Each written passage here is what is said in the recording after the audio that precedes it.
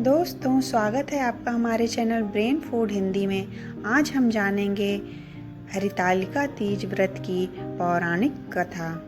सौभाग्यवती स्त्रियां अपने सुहाग को अखंड बनाए रखने के लिए और अविवाहित युवतियां मन मुताबिक वर पाने के लिए हरितालिका तीज का व्रत करती हैं।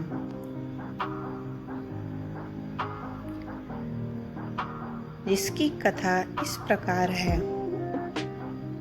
एक बार भगवान शिव ने माता पार्वती जी को उनके पूर्व जन्म का स्मरण कराने के उद्देश्य से हरितालिका तीज व्रत के महात्म्य की कथा कही थी। भगवान शिव ने पार्वती जी से कहा, एक बार जब तुमने हिमालय पर्वत पर जाकर गंगा के किनारे मुझे पति रूप में प्राप्त करने के लिए कठिन तपस्या की थी, उसी घोर तपस्या के समय नारद जी हिमालय के पास गए तथा कहा कि विष्णु भगवान आपकी कन्या के साथ विवाह करना चाहते हैं। इस कार्य के लिए मुझे भेजा है।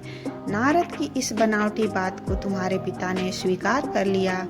तत्पश्चात नारद जी विष्णु के पास गए और कहा कि आप विवाह हिमालय ने पार्वती के साथ करने का निश्चय कर लिया है, आप इसकी स्वीकृति दें।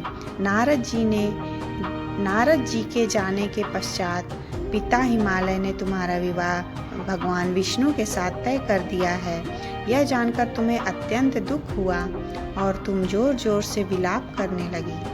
एक सखी के साथ विलाप का कारण पूछने पर तुमने सारा वृत्तांत कह सुनाया कि मैं भगवान शंकर के साथ विवाह करने के लिए कठिन तपस्या प्रारंभ कर रही हूँ।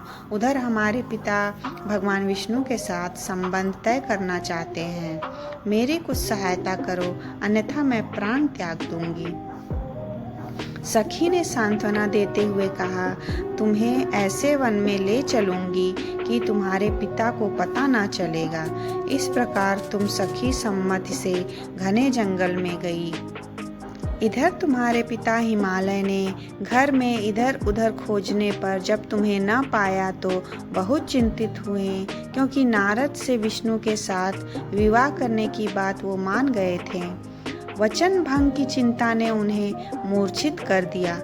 तब यह तथ्य जानकर तुम्हारी खोज में लग गए। इधर सखी सहित तुम सरिता किनारे की एक गुफा में मेरे नाम की तपस्या कर रही थी। भाद्रपद की मास के शुक्ल पक्ष की तृतीया तिथि का उपवास रहकर तुमने शिवलिंग पूजन तथा रात्रि जागरण भी किया। इससे मुझे तुरंत तुम्हारे पूजन स्थल पर आना पड़ा। तुम्हारी मांग और इच्छा के अनुसार तुम्हें अर्धांगिनी रूप में स्वीकार करना पड़ा। प्रातः वेला में जब तुम पूजन सामग्री नदी में छोड़ रही थी तो उसी समय हिमालय राज उस स्थान पर पहुंच गए। वे तुम दोनों को देखकर पूछने लगे कि बेटी तुम यहाँ कैसे आ गई। जब तुमने विष्णु विवाह वाली कथा सुना दी, यह सुनकर वे तुम्हें घर लेकर आए और शास्त्र विधि से तुम्हारा विवाह मेरे साथ कर दिया। उस दिन जो भी स्त्री इस व्रत को परम श्रद्धा से करेगी, उसे तुम्हारे समान ही अचल सुहाग मिलेगा।